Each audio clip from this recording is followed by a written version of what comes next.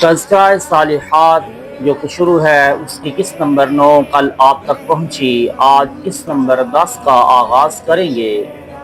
قسط نمبر 10 میں حضرت صفیہ رضی اللہ تعالی عنہا کا ذکر ہوگا۔ یہ خیبر کے سردار اعظم حی بن اخطب کی بیٹی قبیلہ بنو نذیر کی رئیس اعظم کنانہ بن الحقیق کی بیوی تھیں، جو جنگ خیبر میں مسلمانوں کے ہاتھوں قتل ہوا۔ یہ خیبر کی قیدیوں میں گرفتار ہو کر آئیں۔ رسول اللہ صلی اللہ علیہ وآلہ وسلم نے ان کی خاندانی عزت و جہت کا خیال فرما کر اپنی ازواج مطہرات اور امت کی ماؤں میں شامل فرما لیا۔ جنگ خیبر سے واپسی میں 3 دنوں تک منزل صحابہ میں آپ صلی اللہ علیہ وآلہ وسلم نے ان کو اپنے خیمہ کے اندر اپنی قربت سے سرفراز فرمایا اور ان کے ولیمہ میں کھجور، گھی، پنیر کا مالیدہ آپ نے صحابہ کرام کو کھلایا۔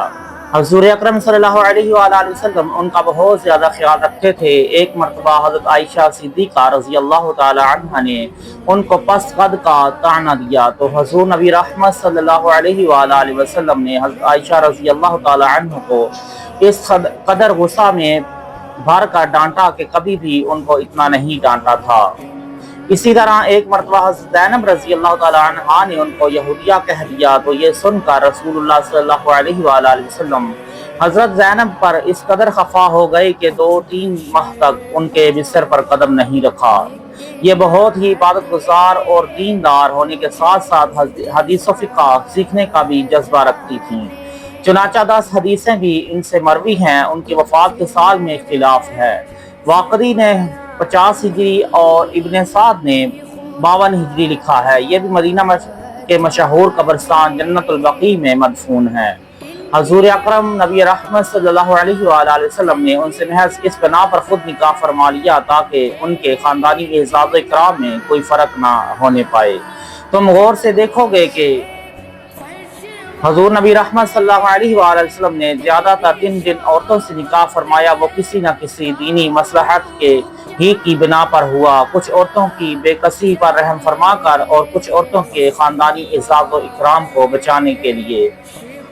کچھ عورتوں سے اس بنا پر نکاح فرما لیا کہ وہ رنج و غم کے صدموں سے نڈھال تھیں، لہٰذا حضور نبی رحمت صلی اللہ علیہ وآلہ وسلم نے ان کے زخمی دلوں پر مرہم رکھنے کے لیے ان کو اعزاز بخش دیا کہ اپنی ازواج مطہرات میں ان کو شامل کر لیا۔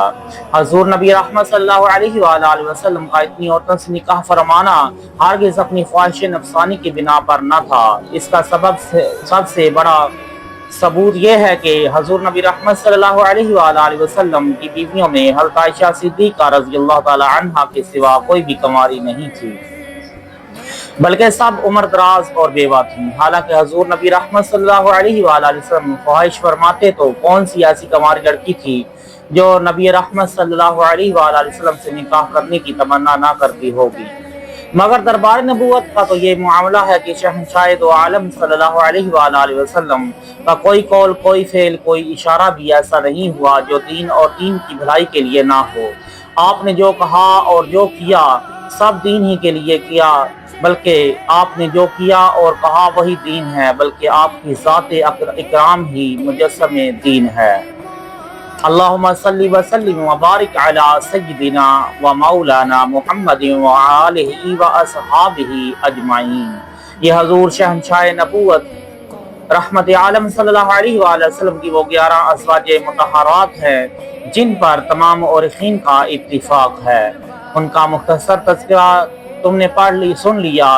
اگر مفصل حال پڑھنا ہو تو بہت سی کتابیں سیرت کی موجود ہیں، ان پہ آپ پڑھ سکتے ہیں۔ اب ہم حضور نبی رحمت صلی اللہ علیہ وآلہ وسلم کی ان 4 شہزادیوں کا مختصر تذکرہ شروع کریں گے کل سے، جو صالحات اور نیک بیویوں کی لڑی میں آبدار موتیوں کی طرح چمک رہی ہیں۔ اللہ تعالیٰ